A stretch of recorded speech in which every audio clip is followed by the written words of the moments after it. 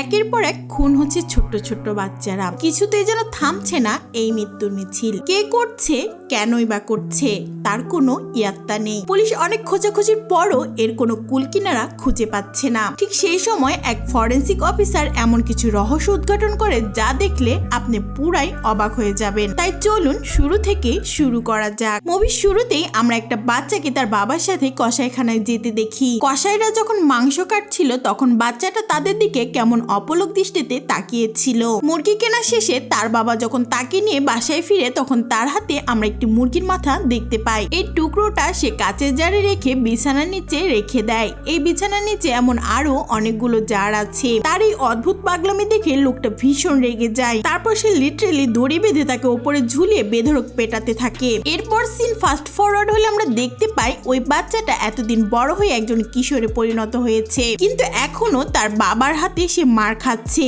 কিন্তু এবার তার চোখে মুখে কোনো আগের মতো ভয় নেই। এভাবে মার খেতে খেতে একদিন সে নিজের বাবাকে গলায় ফাঁস দিয়ে মেরে ফেলে। তারপর তার বডিটাকে সে নিজের উঠানে কবর দিয়ে দেয়। অন্যদিকে পরের সিনে আমরা একটি ডান্স স্কুল দেখতে পাই যেখানে কিশোরী মেয়েরা ডান্স প্র্যাকটিস করছিল। প্রীতি নামের স্কুলের একটা মেয়ে এই স্কুলের আরেকটা ছেলেকে পছন্দ করত। তার বান্ধবীর পরামর্শে ক্লাস শেষে সে ওই ছেলেটার কাছ থেকে তার নাম্বার আনতে যায়, কিন্তু নাম্বার নিতে গিয়ে তার মনে পড়ে যায় তার ছোট বোন দিবিয়াকে সে একা রেখে এসেছে। এরপর তাকে আশেপাশে দেখতে না পেয়ে কৃতি তার বান্ধবীর কাছ থেকে দিবিয়ার খোঁজ নিতে থাকে। সন্ধ্যা হয়ে আসলে দিবিয়াকেও আর কোথাও দেখা যায়নি। তাই কৃতি এবার প্রচন্ড ভয় পেয়ে যায়। বাবা মাকে ব্যাপারটা জানানোর পর তারা তাকে নিয়ে পুলিশ স্টেশনে মিসিং কমপ্লেন লেখায়। এই সময়টা স্টেশনের অন ডিউটি অফিসার ছিল এসিপি ঋতিকা। সে কৃতির কাছ থেকে জানতে পারে দিবিয়া তাকে তার কোনো এক বন্ধুর ব্যাপারে বলতো, কিন্তু সেই বন্ধুর নাম বয়সে কোনো কিছুই জানে না। তো কমপ্লেন হাতে পাওয়ার পর ঋতিকা এই কেসের ইনভেস্টিগেশনে নেমে পড়ে।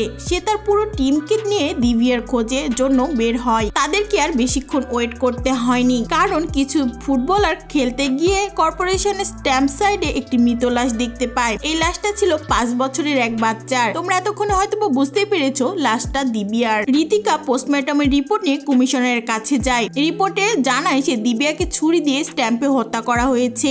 ঋতিকা আরো জানায় তাদের কাছে এমন আরো অনেক কেস এসেছে। দিবিয়ার মতো 5 বছরের এই বাচ্চাটাকে ঠিক একই পদ্ধতিতে হত্যা করা হয়েছে। তার মানে এই কেসটা সিরিয়াল কিলিং এর দিকেই যাচ্ছে। কিন্তু কমিশনার ঋতিকাকে সিরিয়াল কিলিং এর ব্যাপারটা লুকিয়ে রাখতে বলে, কারণ তাদের উপর অলরেডি অনেক প্রেসার ছিল। কিন্তু একই সাথে সে গোপনে এই কেসটাকে ইনভেস্টিগেশন করার আদেশ দেয়। ঋতিকা তার টিমের একজন পার্মানেন্ট ফরেন্সিক রিপোর্টার চাইলে কমিশনার বলে তার কাছে কেবল একজনই অ্যাভেলেবেল আছে, কিন্তু তার সাথে সে হয়তো খুব একটা কমফোর্ট থাকবে না। স্যামুয়েল জন নামে সে ব্যক্তির কথা শুনে ঋতিকা রীতিমতো কেমন যেন একটু অপ্রস্তুত হয়ে পড়ে। তার মানে রিলেশনের কারণটা আমরা একটু পরে জানতে পারবো। অন্যদিকে আমরা দেখতে পাই স্যামুয়েলের কাছে একটি ফোন আসে। ফোনে তাকে ঋতিকার সাথে দিবিয়ার মার্ডার কেসে জয়েন করার কথা বলে। আর এটা শুনে সে রীতিমতো কেমন অবাক হয়ে থমকে যায়। বোঝাই যাচ্ছে যে তাদের দুজনের মধ্যে কিছু তো একটা আছে, যা আমরা একটু পরে জানতে পারবো। এদিকে স্যামুয়েল তার নতুন কেসের খবর পাওয়া মাত্রই প্রথমে বাড়িতে চলে আসে। সে তার ভাই জেভিয়াকে জানায় নতুন একটা মার্ডার কেসে পোস্টিং হয়েছে,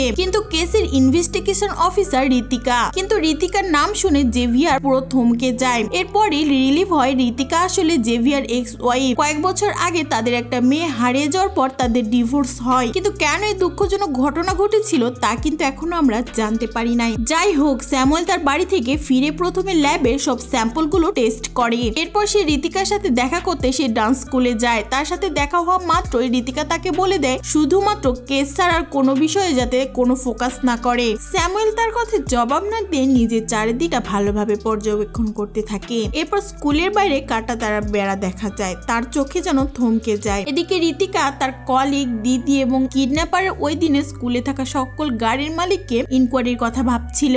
স্যামুয়েল এসে বলে এই কাজ করার কোনো দরকার হবে না, কারণ দিবিয়াকে গাড়ি করে কোথাও নিয়ে যাওয়া হয়নি। তার ড্রেসে ক্রস শেপের একটি দাগ ছিল, তা থেকে বোঝা যায় সে দিবিয়া হয়তো কাঁটাতারের বেড়ার সাথে ধাক্কা খেয়েছিল। এছাড়া তার বডিতে 3টা জিনিসের স্যাম্পল স্যাম্পল পাওয়া গেছে, সেগুলো হলো অ্যাশবেট পাউডারের গুঁড়ো, শ্যাওলা ও নালার পানি। স্যামুয়েল কথা বলতে বলতে ঋতিকা আর তার কলিগের একটি সরু পথে নিয়ে যায়। পথে একটা ঘরের সামনে দাঁড়িয়ে ছোট একটা গাছে নাড়া দিতে ওপর থেকে পাউডারের গুঁড়োগুলো দেখা যায়। এই পাউডার কিন্তু দিব্যার বডি থেকে পাওয়া গিয়েছিল, অর্থাৎ সে খুনিকে ফলো করতে করতে এই গাছের নিচে এসে দাঁড়িয়েছিল।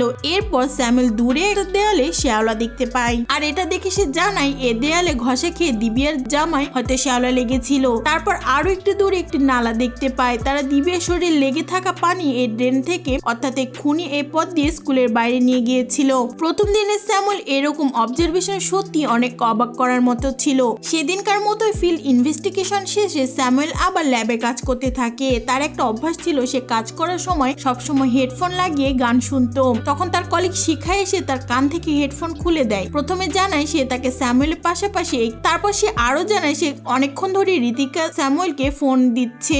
এই শুনে স্যামুয়েল তার ফোন তুলতে আবারও ঋতিকার ফোন আসে। সে তাকে দ্রুত একটা সাইকোলজির সাথে দেখা করতে বলে, কারণ তার সাথে কথা বলা শেষে ঋতিকা শিখাকেও ফোন করে নিজের নাম্বার নোট করতে বলে। শিখা যখন ফোন লাউডস্পিকারে রেখে নাম্বার নোট করছিল, তখন নাম্বার লেখা শেষে ঋতিকা বলে, শোনো, আমি কেবল স্যামুয়েলের উপর নজর রাখার জন্যই তোমাকে এই কেসে এনেছি, তাই তার প্রতিটা মুহূর্তই আমার কাছে রিপোর্ট করবে। এদিকে লাউডস্পিকার অন থাকায় স্যামুয়েল পুরো কথাটা শুনে ফেলে। শিখা ঋতিকাকে এই ব্যাপারটা জানালে সে রীতিমতো লজ্জা পেয়ে যায়। যাই হোক, স্যামুয়েল আর শিখা ডক্টর আলফানসোর নামে একটি সাইকোলজিস্টের সাথে দেখা করে ডকুমেন্ট নিয়ে নেয়। অন্যদিকে শহরে আরো একটা পার্কে সেদিন আরো একটা বাচ্চা কিডন্যাপ হয়। পার্কের ওয়াটার সাইডে চড়তে গিয়ে এক বাচ্চা গায়েব হয়ে, কেউ বুঝতেই পারে না এই মেয়েটা এমন পাবলিক প্লেস থেকে কিভাবে কিডন্যাপ হইলো। তিনটা বাচ্চার কেস নিয়ে পুলিশ পড়ে যায় মহাবিপদে। তারা সবাই মিলে ঋতিকার নেতৃত্বে কিভাবে লিড আনা যায় তা নিয়ে আলাপ করতে থাকে। এই মিটিং এ একেবারে শেষের দিকে এসে উপস্থিত হয় স্যামুয়েল। ঋতিকা তাকে দেরি করার জন্য ঝাড়ি মারতে গিয়ে স্যামুয়েল তার কথা ইগনোর করে, কারণ বাচ্চাগুলো ডেড বডি ছবি দেখে তার মাথায় কিছু একটা এসেছে। কিন্তু খুনি যে লাশটা না ফেলে সেখানে রাখলো, নিশ্চয় তার উদ্দেশ্য ছিল লাশটা সবার নজরে আসুক। তাছাড়া দিবার জামায় যে কাদার ছিটা পাওয়া গিয়েছিল, তাতে এমন মনে হয় যে কাছাকাছি হাইটের কেউ পাশাপাশি একসাথে হেঁটে গেছে। তাহলে নিশ্চয় খুনি হয়তো এমন কেউ হবে যে 5 ফিটের দেয়ালে অতিক্রম করতে পারবে না। পার্কে গায়েব হয়ে যা দেবিকা নামে সেই মেয়েটার আশেপাশে সব বাচ্চা ছিল, কিন্তু স্যামুয়েলের কথা শুনে ঋতিকা সেগুলো হলিউডের ফ্যান্টাসি আখ্যা দিয়ে উড়িয়ে দেয়। তখন স্যামুয়েল তাকে দুনিয়ার সব পিচ্চি সিরিয়াল কিলারের একটি ছবি দেখায়, যে তার পরিবারকে নৃশংসভাবে হত্যা করেছিল।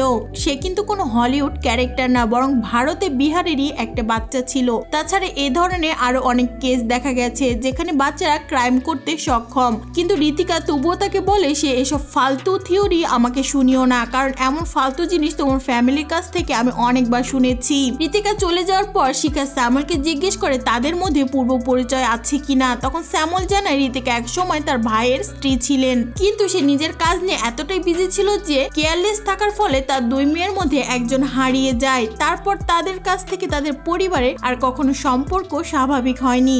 যা হোক, পুলিশ কমিশনার হঠাৎ স্যামুয়েলকে ডেকে তার সাথে আব্দুল ওহাব নামের একজন সিনিয়র এসিপি কে পরিচয় করিয়ে দেয়। এসিপি ওহাব পুরাতন একটা কেসে ডিএনএ স্যাম্পল ম্যাচ করাতে এসেছিল। তার কাছ থেকে স্যামুয়েল জানতে পারে এই ডিএনএ স্যাম্পল অজানা কিলারের। কয়েক বছর আগে শহরে বার্মা কলোনিতে একের পর এক চাইল্ড কিডন্যাপ হচ্ছিল এবং তা মার্ডার হচ্ছিল, কিন্তু পুলিশ কোনো ধরনের কুলকিনারা পাচ্ছিল না। তবে একদিন এক ভিকটিমকে হত্যার সন্দেহে পুলিশ উবাইদ নামের এক ব্যক্তিকে অ্যারেস্ট করে নেয়, কিন্তু সে জেলে থাকা অবস্থাতে এ ধরনের আরেকটা খুন হয়। এবার ভিকটিমের নখ থেকে কিলারের ডিএনএ স্যাম্পল পাওয়া যায়, কিন্তু উবাইদের সাথে এগুলো ম্যাচ করেনি। তার মানে উবাইদ ছিল আসলে নির্দোষ। এরপর হঠাৎ করে এই সিরিয়াল কিলিং বন্ধ হয়ে যায়। উবাইদ জেল থেকে ছাড়া পাওয়ার পর তার অবস্থার কথা চিন্তা করে ওহাব তাকে নিজের ড্রাইভার হিসেবে চাকরি দেয়। এরপর সে তার ডিএনএ স্যাম্পল নিয়ে চলে আসার পরই এই কেসের একটা বড় লিড আসে।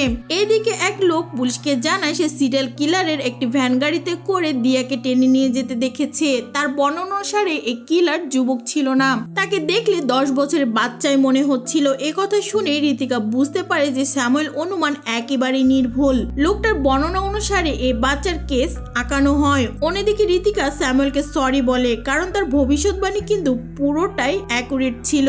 এই ছবিগুলো দেখার পরে হঠাৎ সে সাইকোলজিস্ট তাকে ডেকে নেয়। সে তার দিকে কিছু ছবি আগে দিয়ে এই ছবিগুলো দেখে ঋতিকা প্রায় চমকে ওঠে, কেননা এই ছবি আর কেচের সাথে হুবহু মিলে যাচ্ছে। তখন আলফান্সো জানায় সে কয়েক বছর আগে এই ছেলেটাকে একটা চাইল্ড রেস্কিউ থেকে নিয়ে এসেছিল। আলফান্সো সেই সময় ব্যস্ত থাকায় তার কলিগ মামিনকে তার হ্যান্ডওভার করে এই তথ্যটা জানায়। এই তথ্যটা জানার পর ঋতিকা সরাসরি মমিনের সাথে দেখা করতে যায়। মমিন তাকে জানায় সে রুবিন ইয়াসমিন নামের এই ছেলেটাকে থেরাপি দেওয়ার জন্যই তাকে ডেকে কেসটা দেওয়া হয়েছিল। ডক্টর মামিনের কাছ থেকে তারা জানতে পারে যে তিনি অনেক কষ্ট করে তার সাথে কানেকশন বিল্ড আপ করতে পেরেছিল। তাকে স্বাভাবিক অবস্থায় ফিরিয়ে আনার জন্য প্রতি সপ্তাহে একদিন তাকে নিজের বাড়িতে সে নিয়ে আসতো। তার চেষ্টায় রুবিন প্রায় নর্মাল অবস্থায় ফিরে এসেছিল, কিন্তু হঠাৎ একদিন সে রান্নাঘরে সবজি কাটতে দিয়ে অদ্ভুত আচরণ শুরু করে। মামিন তাকে থামাতে গেলে সে তার হাতে ছুরি দিয়ে তাকে আঘাত করে পালিয়ে যায়। তারপর থেকে তাকে আর খুঁজে পাওয়া যায়নি। এখন মামিনের কাছ থেকে সব ইনফরমেশন পাওয়ার পর ঋতিকা প্রায় কনফার্মই হয়ে যায় যে রুবিন হলো তাদের খুঁজে বেড়ানো সেই কিলার। এদিকে ওই একই দিনে শহরে আরেকটা হসপিটাল থেকে মানবিকা নামের এক 6 বছরের বাচ্চা কিডন্যাপ হয়। আই উইটনেসের কাছে দেওয়া তথ্য মতে এই সময় রুবিনকেও হসপিটালে আশেপাশে দেখা গিয়েছিল। মালবিকা কিডন্যাপ হওয়ার আগে হসপিটাল কফি সেন্টার থেকে সে একটা চকলেট কিনেছিল, যার র্যাপার পাওয়া যায় বাইরের একটা ডাস্টবিনে। স্যামুয়েলও সে ডাস্টবিনের ভিতর থেকে একটা সিনেমার টিকিট খুঁজে পায়। সে ঋতিকাকে টিকিটটা দেখিয়ে বলে এই টিকিট যেহেতু ধুলো ময়লা লেগে আছে, এর মানে হলো ঝাড়ুদাররা দুপুরের দিকে ঝাড়ু দেওয়ার সময় রাস্তা থেকে সেটা কুড়িয়ে ডাস্টবিনে ফেলেছে। কিন্তু যদি পরে ফেলা হয় টিকিট ধুলো লেগে থাকে, তাহলে মানবিকার চকলেটের স্যাম্পলে কোনো ধুলো নেই। যদি এটাই সত্যি হয় তবে এই কাজটা কোনো এক অ্যাডাল্ট মানুষের পক্ষে করা সম্ভব। পুলিশ স্যামুয়েলের কথাকে উড়িয়ে দেয়, কারণ তাদের কথা হলো যে এত লোকের মাঝে রুবিন এই ব্যাপারটিকে ডাস্টবিনে ফেলবে কি করে। কিন্তু ল্যাবে টেস্ট করার সময় স্যামুয়েল শিক্ষাকে বলে সে তো বলেনি যে রুবিন এই কাজটা করেছে। যে স্যাম্পলটা ডাস্টবিনে ফেলেছে সে নিজের ফিঙ্গারপ্রিন্ট লুকোনোর জন্য খুব চালাকের সাথে কটন গ্লাভস ব্যবহার করে। তাই স্যাম্পল থেকে পাওয়া কটন সুতার মধ্যে থেকে ডেড স্কিল থেকে ডিএনএ পাওয়া সম্ভব। সেই আইডিয়া অনুসারে ডিএনএ টেস্টের পরে একটা চকলেটের র্যাপার থেকে 2টা ডিএনএ স্যাম্পল পাওয়া যায়। এর একটা তো মানবিকার ডিএনএ সাথে ম্যাচ করে ঠিকই, কিন্তু অন্য স্যাম্পলটা রুবিনের সাথে ম্যাচ করেনি। তার মানে স্যামুয়েলেরই ধারণা সত্যি, এই খুনি হয়তো তৃতীয় কোনো ব্যক্তি যে রুবিনকে সে ব্যবহার করে যাচ্ছে। এদিকে পরের সিনে আমরা রুবিনকেই দেখতে পাই। সে অজ্ঞান হয়ে থাকা মানবিকাকে কাঁধে নিয়ে একটা বনের ভিতরে কোথায় যেন যাচ্ছিল। বলে ভিতরে থাকা পুরাতন একটা ভ্যানের ভিতরে ঢুকে মানবিকা সেখানে সে রেখে বেরিয়ে আসে। পরে ভেতর থেকে মানবিকার বডি নিয়ে আরেকজন বেরিয়ে আসতে দেখা যায়। কিন্তু এই মেয়ে তো ঋতিকার বড় মেয়ে আর স্যামুয়েলের ভাতিজি নায়না। নায়না এখানে কি করছে? ভ্যানের ভিতর থেকে যখন সে ট্রলি করে মানবিকাকে নিয়ে বেরিয়ে আসছে ততক্ষণ মানবিকা আর বেঁচে নেই, কারণ তার বুকে ছুরির আঘাত স্পষ্ট দেখা যাচ্ছে। তাহলে নায়না কি সিরিয়াল কিলার? ওফো, আপনাদের মাথা তো পুরাই উড়িয়ে যাচ্ছে। একটার পর একটা থ্রিলার গল্প বের হচ্ছে। এদিকে স্যামুয়েল যখন ডিএনএ স্যাম্পল পাওয়ার কথা ঋতিকাকে জানায় সে তার ওপরে পুরো উল্টো রেগে যায়, কারণ রুবিনকে সে যে কোনো মূল্যে ধরার প্রতি তার বেশি মনোযোগ ছিল। তাই সে স্যামুয়েলের ইনভেস্টিগেশনে মাথা গলাতে নিষেধ করে। কিন্তু স্যামুয়েলের কাছে ততক্ষণে ডিএনএ স্যাম্পল নিয়ে হাজির হয় এসিপি আব্দুল ওহাব, আর আনা স্যাম্পল চকলেট র্যাপার থেকে দ্বিতীয় স্যাম্পলের সাথে হুবহু ম্যাচ হয়ে যায়। তার মানে 12 বছর আগে হওয়া সে চাইল্ড কিলিং এর কেস আর এখনকার সে সেম কেস একই ব্যক্তির, যার ফলে স্যামুয়েল তখন সে পুরাতন বার্মা কলোনির দিকে যায়। এরপর কিলিং কেসের ডেড বডিগুলো সেখানে পাওয়া গিয়েছিল। সেই জায়গাতে সে ইনভেস্টিগেশন করতে যায়। এই জায়গায় একটা ওয়াটার রিজার্ভ থাকায় পুলিশ তখন ভালোভাবে জায়গাটা সার্চ করছিল না। কিন্তু এবার স্যামুয়েল শক্তিশালী রাডার দিয়ে চেক করতে মাটির নিচে কিছু একটার অস্তিত্ব খুঁজে পায়। এরপর মাটি খুঁড়তে সেখান থেকে আরো 5টা ডেড বডির কঙ্কাল বেরিয়ে আসে। এর মধ্যে 4টা কঙ্কাল বাচ্চার হলেও একটা ছিল অ্যাডাল্ট মানুষের। কিন্তু এদিকে পরের সিনে রুবিনকে একটি চার্চের বাইরে বসে থাকতে দেখা যায়। বাইরে থাকা অবস্থায় সে বারবার নিজের মাথাটাকে অদ্ভুতভাবে নাড়াতে থাকে। তার মাথার ভিতরে ভীষণ যন্ত্রণা। তারপর হঠাৎ চার্চের বাইরে একটি গাড়ি এসে থামে, আর এই গাড়িতে বসা ছিল নায়না। তার সাথে ড্রাইভিং সিটে অচেনা এক ব্যক্তি বসেছিল। তো এখান থেকে বোঝা যায় যে হয়তো আসল কিলার নায়নার রুবিন, অর্থাৎ দুজনকে কন্ট্রোল করে যাচ্ছে। নায়নার হাতে রেডিও ট্রান্সমিটারের মতো একটা ডিভাইস দেখা যায়, তবে তার সুইচ চাপ দিলেই রুবিনের মাথায় যেন আরো যন্ত্রণা দ্বিগুণ বেড়ে যায়। সে লিটারালি পাগলের মতো চিৎকার করতে থাকে। এদিকে স্যামুয়েল তার ফরেন্সিক ল্যাবে বসে একটি অদ্ভুত ডিসিশন নেয়। সেই কেসে জড়িত থাকা সমস্ত ব্যক্তি অর্থাৎ পুলিশ অফিসার থেকে শুরু করে হসপিটালের স্টাফ পর্যন্ত সব লোকেরই ডিএনএ স্যাম্পল ম্যাচ দেখতে চায়। কিন্তু কিলার যদি এদের মধ্যে কেউ হয়ে থাকে তাহলে সে তো আর নিজ ইচ্ছাতে কাউকে স্যাম্পল দিবে না। তাই স্যামুয়েল, শিখার, আব্দুল ওয়াহাব এবং ডাক্তার আলফেন্সারের দায়িত্ব তারা নিজ নিজ জায়গা থেকে গোপনে সবার ডিএনএ স্যাম্পল কালেক্ট করে। এমনকি কাজ শুরু করার আগে সে নিজের সহ ল্যাবে উপস্থিত থাকে সবার ডিএনএ আগে ভাগে ম্যাচ করিয়ে নেয়, কারণ সে এই কেসে বিন্দুমাত্র খুঁত রাখতে চায় না। কিন্তু তারই মধ্যে কারোর ডিএনএ র্যাপার থেকে পাওয়ার ডিএনএ এর সাথে ম্যাচ করে না। এমনকি হসপিটালের স্টাফ কিংবা পুলিশ অফিসারদের কারোরই ডিএনএ ম্যাচ করেনি। তাই স্যামুয়েল তখন হতাশ হয়ে পড়ে। তখন তারা একটি নিউজ পায়, ঋতিকা তার টিম অবশেষে চার্জের বাইরে থেকে রুবিনকে ধরতে সক্ষম হয়। এরপর ঋতিকা যখন তার কাছ থেকে ইনফরমেশন আদায় করতে যায় তখন ভিকটিমের ছবি দেখে সে বলে, হ্যাঁ আমি এদেরকে শয়তানের কাছে পাঠিয়ে দিয়েছি। তারপর সে আবারও মাথায় তীব্র যন্ত্রণা অনুভব করতে থাকে। সে তো মহা খুশি, কারণ তার ধারণা সে ফাইনালি কেসটা সলভ করে ফেলেছে। কিন্তু স্যামুয়েল শিখাকে রুবিনের কনফিউজ ভিডিও দেখে বলে, এই ভিডিওতে কিছু একটা গন্ডগোল আছে। রুবিন তার মাথা বারবার অদ্ভুতভাবে ঝাঁকাচ্ছিল। স্যামুয়েল জানতো সে রুবিনের তার কানের সমস্যার জন্য হেয়ার এইড ব্যবহার করত। ডিভাইস ব্যবহার করে কেউ একজন তার কাছে ভয়েস এসএমএস পাঠাচ্ছে, আর এই ব্যক্তি হলো সেই শয়তান যার কথা রুবিন কাজ করে। স্যামুয়েল এই ধারণা যে সত্যি তা তোমরা নিশ্চয়ই বুঝতে পারছো, কারণ নায়নার হাতে থাকা সে ট্রান্সমিটার সুইচ চাপ দিতেই রুবিন তার কানে তীব্র স্বর শুনতে পেয়েছিল। পুলিশ কিন্তু রুবিনকে অ্যারেস্ট করার পর নিজ হেফাজতে রেখে দিয়েছিল। রাতের বেলায় কিলার তার হিয়ারিং অ্যাটাকে ভয়েস এসএমএস পাঠাতে থাকে। এবার তার ইনস্ট্রাকশন অনুসারে রুবিন নিজের হাত কেটে সাইড করে নেয়, অর্থাৎ কিলার এই কেসের সবচেয়ে বড় ক্লুটাকে সাফ করে দিল।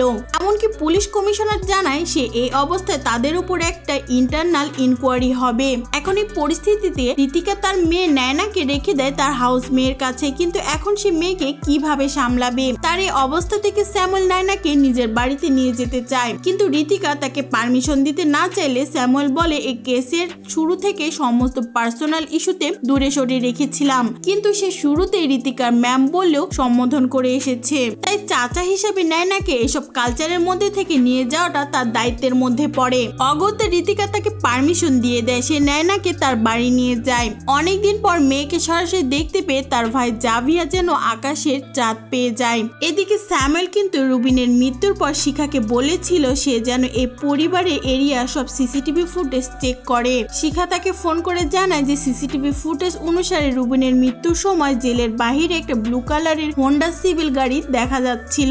তার কথা শুনতে স্যামুয়েলের বুক কেঁপে ওঠে, কারণ এইমাত্র নিজের চোখে তার বাড়ির গেটের বাইরে এই গাড়িটি সে দেখতে পাচ্ছে।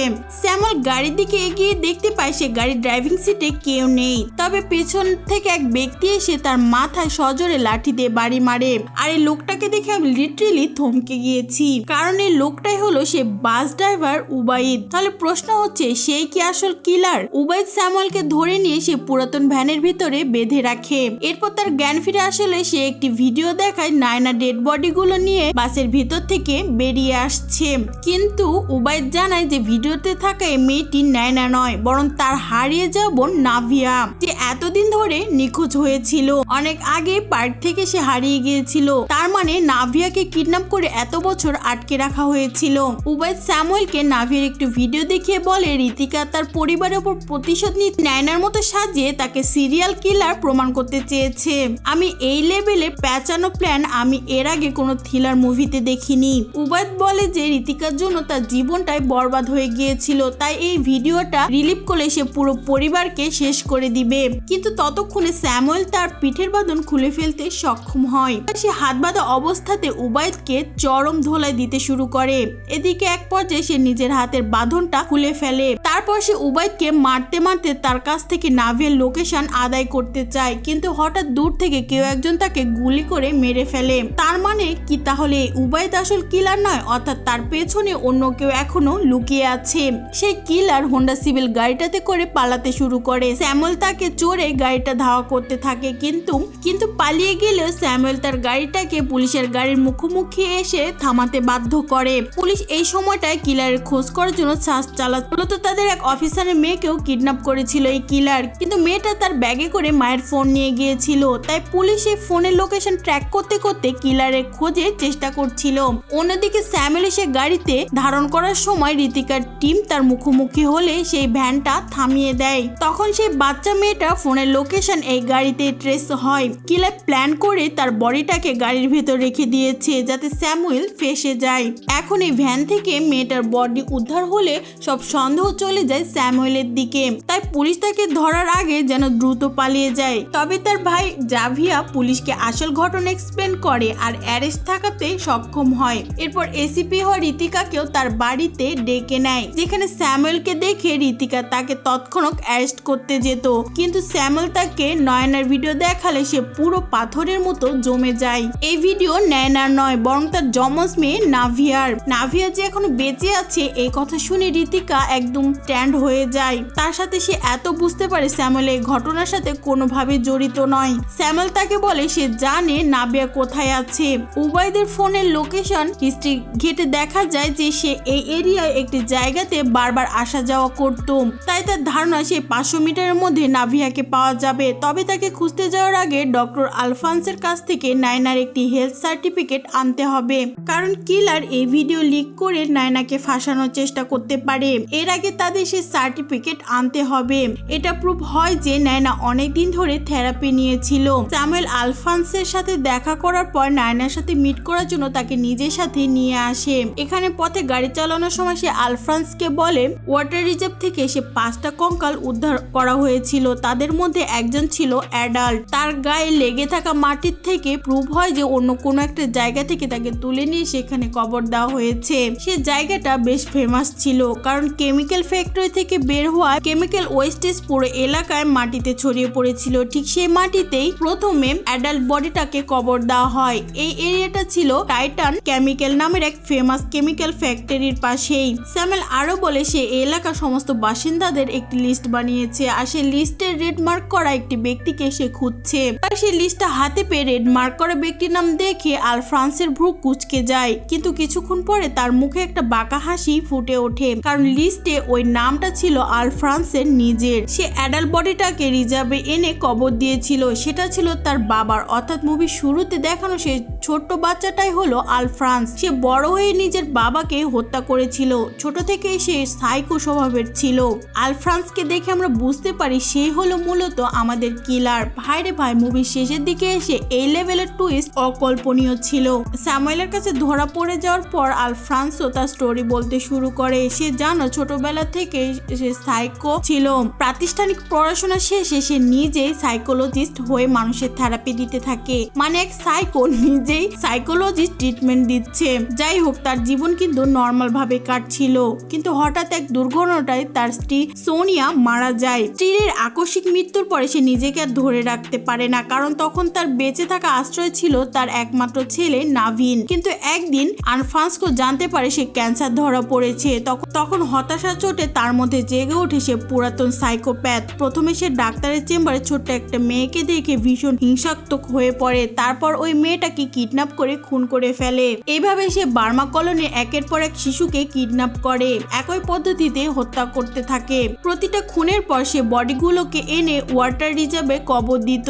তার ঘরে বাচ্চাদের মরার জন্য অনেক টর্চার রুম বানিয়েছিল। এভাবে অনেকগুলো মার্ডার করার পর হঠাৎ একদিন তার ছেলে নাভিন তার রক্তমাখা অবস্থায় দেখে ফেলে। তারপর সে জানতে পারে সে তার বাবা আসলে একজন সাইকো, কিন্তু ভয়ে সে কাউকে কিছু বলেনি। এদিকে সে কেসের দায়িত্ব এসে পড়েছিল ঋতিকার ওপরে। সে বেশ মনোযোগ দিয়ে এই কেস ইনভেস্টিগেশন শুরু করে। এর মধ্যে একদিন আলফ্রান্সো কোনোভাবে পুলিশের নজর নিয়ে আরেকটা ডেড বডিকে একটা স্কুলের বাচ্চার মধ্যে রেখে আসে।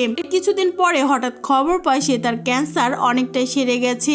আসলে বোন মেরু ট্রান্সফার করার পর সে স্বাভাবিক জীবনযাপন করতে পারছিল। তবে হঠাৎ টিভিতে প্রকাশ করা এক নিউজ তার চোখ আটকে যায়। সেখানে দেখানো হচ্ছিল যে পুলিশ স্কুল বাস থেকে ডেড বডি পাওয়া পরে বাসের স্কুল ড্রাইভার উবাইদ আহমেদকে সিরিয়াল কিলার ভেবে অ্যারেস্ট করে নিয়েছে। এই খবরটা যেন তার কাছে আকাশে হাতে চাঁদ পাওয়ার মতো ছিল। কিন্তু তার ছেলে এই খবর দেখে আরো বেশি শোকে চলে যায়, কারণ সে জানতো এই বাবাই আসলে সিরিয়াল কিলার। এমনকি সে আনফ্রান্সের সেই কিলিং রুমে ঢুকে পড়ে সেখানকার ভয়ানক অবস্থা দেখে তার মাথা পুরোপুরি ঘুরিয়ে যায়। মনের অজান্তে সে তার বাবার হাত থেকে পালানোর জন্য ছাদের উপরে উঠে পড়ে। আলফ্রান্সো তাকে আটকাতে গেলে সে পা পিছলে ছাদ থেকে পড়ে মারা যায়। সাইকো আলফ্রান্সো তার নিঃসঙ্গতার জন্য নিজেকে ছেলেটাকে এভাবে হারিয়ে ফেলেছে, এমনকি তাকে ভিকটিমদের সাথে কবর দিয়ে দেয়, কারণ নাভিনের মৃত্যু রিলিভ হয়ে গেলে সে ধরা পড়ে যেতে পারে। তবে এই ঘটনার পর তার সমস্ত রাগ গিয়ে পড়ে ঋতিকার ওপর। সে ভাবতে থাকে ঋতিকার জন্য আজ তার ছেলেকে হারাতে হয়েছে, তাই সে তার কাছ থেকে মেয়ে নাভিয়াকে ছিনিয়ে নেয়। পার্কে রাইড খেলতে গিয়ে ঋতিকা একটু অন্যমনস্ক হয়ে পড়েছিল। এই সুযোগে আলফ্রান্সো নাভিয়াকে খেলার লোভ দেখে কিডন্যাপ করে ফেলে, তবে সে তাকে সাথে সাথেই মেরে ফেলেনি। এ বদলে সে নাভিয়াকে জঙ্গলের ভেতরে একটি টর্চার রুমে আটকে রাখে, অর্থাৎ তাকে একেবারে না মেরে তাকে তিলে তিলে মারার প্ল্যান করছিল। উভয়দের মুক্তি পাওয়ার পর সে তার সাথে দেখা করে ম্যানিপুলেট করে ঋতিকার প্রতিশোধ পরায়ণ থেকে উদয়কে ফিরে নিয়ে আসে। অন্যদিকে রুবিনকে সে হেয়ার ডে এর মাধ্যমে কন্ট্রোল করতে থাকে। তাদের মধ্যে সে নতুন বাচ্চা মেয়েদেরকে কিডন্যাপ করে জঙ্গলে পুরাতন ভ্যানে নিয়ে আসতো, তারপর বাচ্চাগুলোকে খুন করে নাভিয়াকে দিয়ে তার বডি টেনে নিয়ে যাওয়ার ভিডিও শুট করত। এর পেছনে ছিল এক ঢিলে দুই পাখি মারার মতো উদ্দেশ্য। নাভিয়াকে তো আগে থেকে সে কিডন্যাপ করে রেখেছে, তার উপর নায়নাকে দিয়ে সে সিরিয়াল কিলার প্রমাণ করতে চেয়েছিল। কি আর বলবো, এই টুইস্টে ভরা স্টোরি মাথা নষ্ট করে দেওয়ার মতো ছিল। স্যামুয়েলের কাছ থেকে সব ইনফরমেশন পাওয়ার ফল আলফ্রান্সো তাকে বলে নাভিয়াকে তোমরা কখনোই খুঁজে পাবে না, কিন্তু জঙ্গলের ভেতরে ড্রোনের সাহায্যে জেভিয়ার ঋতিকা তাকে ঠিকই খুঁজে বের করে ফেলে। তবে সে টর্চার রুম থেকে উদ্ধার করার পর ঋতিকা তাকে জোরে কান্নায় ভেঙে পড়ে। অন্যদিকে স্যামুয়েলের কাছে ওইসব খবর আসলে সে হেসে আলফ্রান্সোর দিকে তাকায়, কারণ ইতিমধ্যে নাভিয়াকে তার উদ্ধার করে নিয়েছে। তখন আলফ্রান্সো বলে তাকে উদ্ধার করেও তেমন একটা লাভ হবে না, কারণ আলফ্রান্সো দোষী প্রমাণ করার স্যামুয়েলের হাতে তেমন কোনো প্রুফ নেই, এমনকি তার ডিএনএ সে ম্যাচ করাতে পারেনি। তখন স্যামুয়েল আরো একটু মৃদু হেসে তার দিকে তাকায়। এরপর পরে আমরা দেখতে পাই স্যামুয়েল আগে শিখাকে বলেছিল ডক্টর আলফ্রান্সো হলো আসল দোষী। সে জানতো তার বোন মেরু ট্রান্সফার হয়েছিল, এ কারণে তার ব্লাডে ছিল ডোনারের ডিএনএ, যেটা আলফ্রান্সো তাদেরকে দিয়ে দিয়েছিল। সে ডিএনএ ম্যাচ না হলেও তার চুলের ডিএনএ ঠিকই চকলেটের র্যাপারের সাথে পাওয়া যায়। মানে হলো স্যামুয়েল আগেই ধরতে পেরেছিল যে আলফ্রান্সো হলো আসল খুনি। সে প্ল্যান করে নায়নার সাথে দেখা করার নাম করে নিজের কাছে নিয়ে এসেছিল। তার মুখ থেকে এই কথা শোনার পর এবার আলফ্রান্সো তার উপর ছুরি হামলা করে বসে। তাদের দুজনের মধ্যে ধস্তাধস্তি শুরু হয়। স্যামুয়েল গাড়ির কন্ট্রোল হারিয়ে ফেলে, তার উপর আলফ্রান্সো নিজের গাড়ির কন্ট্রোল নেওয়ার চেষ্টা করে। এই পরিস্থিতিতে তাদের গাড়ি রোডে একটি ক্রেনের সাথে ধাক্কা খেয়ে উল্টে যায়। তবে স্যামুয়েলের গাড়ির ভেতরে থাকা আলফ্রান্সো গাড়ির দরজা ভেঙে সজোরে রাস্তার উপরে আছড়ে পড়ে। স্যামুয়েল গাড়িতে থাকার কারণে বেঁচে গেলেও সাইকো আলফ্রান্সো অবশেষে পটল তুলতে গিয়েছে, তার মানে অক্কা পেয়েছে।